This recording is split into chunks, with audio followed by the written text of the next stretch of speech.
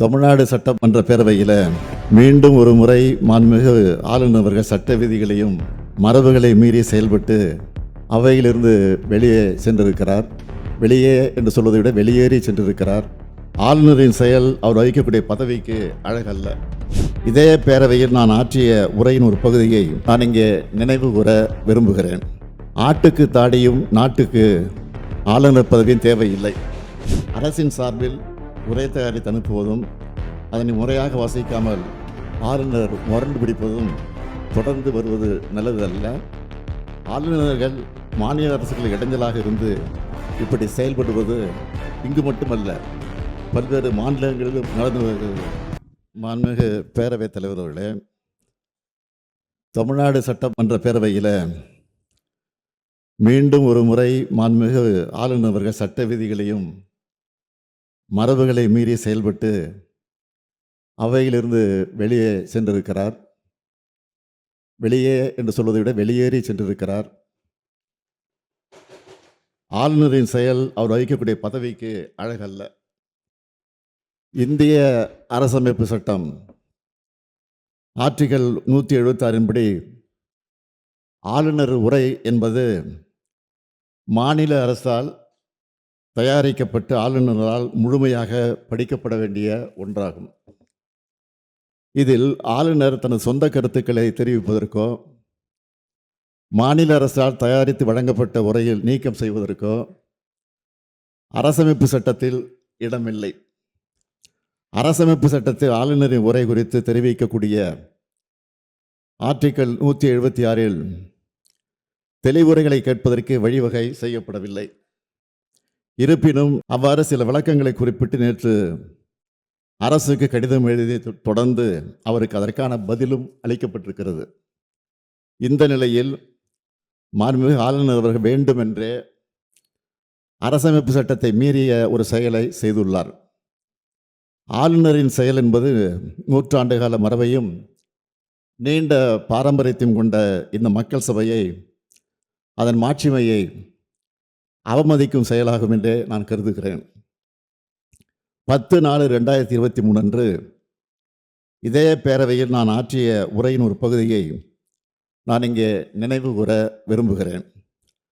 ஆட்டுக்கு தாடியும் நாட்டுக்கு ஆளுநர் பதவியும் தேவையில்லை என்று பேரறிஞர் அண்ணா அவர்கள் கூறிய போதிலும், அதை முத்தமிழறிஞர் தலைவர் கலைஞர் அவர்கள் வழிமொழிந்த போதிலும், அந்த பதவி இருக்கும் வரை அதற்குரிய மரியாதையை கொடுக்க அவர்கள் முதலமைச்சர்களாக இருந்த நேரத்தில் தவறியதில்லை.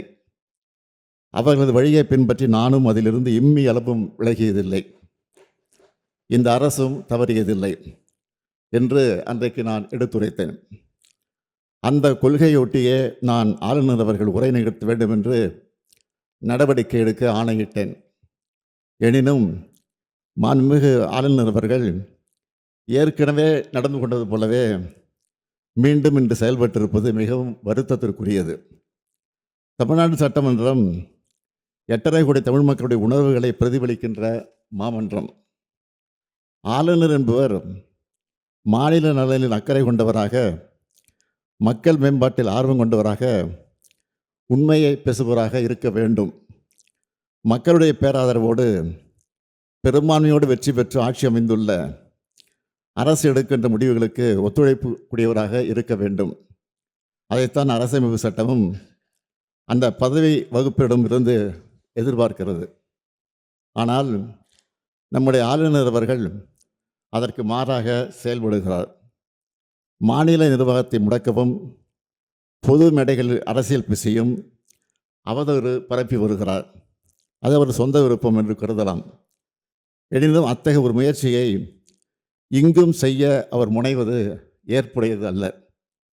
நூற்றாண்டு விழா கொண்டாடி சீரும் சிறப்போடும் இயங்குகின்ற பேரவையின் புகழ் மங்கிடாத வகையில் பாதுகாத்து வந்த சான்றோர்களின் வழித்தடத்தினை பின்பற்ற வேண்டிய கடமை நமக்கு உள்ளது.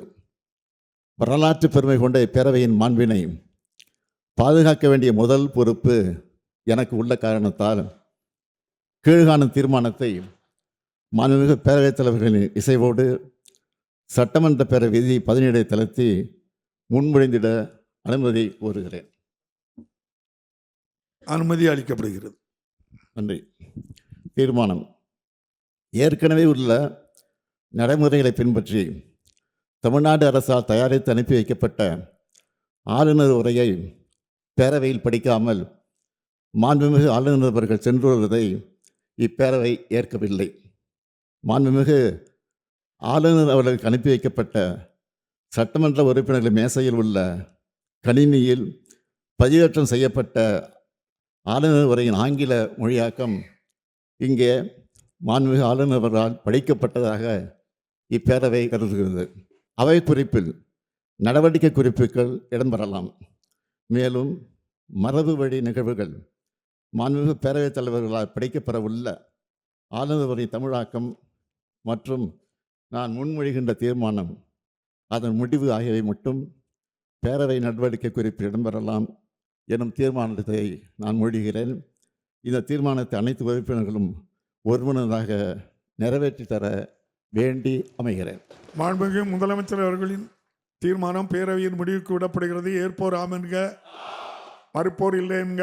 மறுப்போரே இல்லை என்று கருதுகிறேன். மறுப்போரே இல்லை. தீர்மானம் ஒருமனதாக நிறைவேறியது.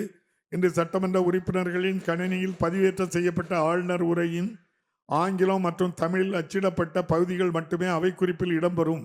வேறு எவையும் அவை குறிப்பில் இடம்பெறாது என்பதையும், அதுபோல் பத்திரிகைகளும் ஊடகங்களும். மாண்புமிகு பேரவைத் தலைவர்களே, இந்த சட்டமன்றத்தை மாண்பை காத்து இன்றைய தீர்மானத்தை நிறைவேற்றி தந்த மாண்புமிகு உறுப்பினர் அனைவருக்கும் என்னுடைய நன்றியை தெரிவித்துக் கொள்கிறேன். ஆண்டுதோறும் அரசின் சார்பில் உரை தயாரித்து அனுப்புவதும் அதனை முறையாக வாசிக்காமல் ஆளுநர் முரண்டு பிடிப்பதும் தொடர்ந்து வருவது நல்லதல்ல.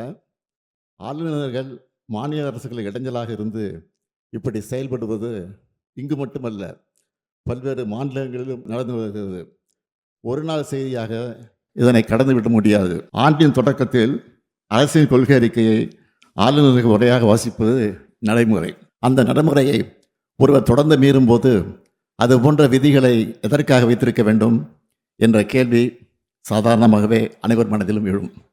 எனவே ஆண்டின் தொடக்கத்தில் ஆளுநர் உரை என்ற நடைமுறையை விளக்கும் வகையில் அரசமைப்பு சட்டத்தை திருத்துவதற்கான முயற்சிகளை இந்தியா முழுவதும் இருக்கும் ஒத்த கருத்துக்கள் கொண்ட அரசியல் கட்சிகள் துணையோடு இந்திய நாடாளுமன்றத்தில் திராவிட முன்னேற்றக் கழகம் முன்னெடுக்கும் என்ற உறுதியையும் இந்த மாமன்றத்தை அறிவித்து நன்றி கூறி அமைகிறேன்.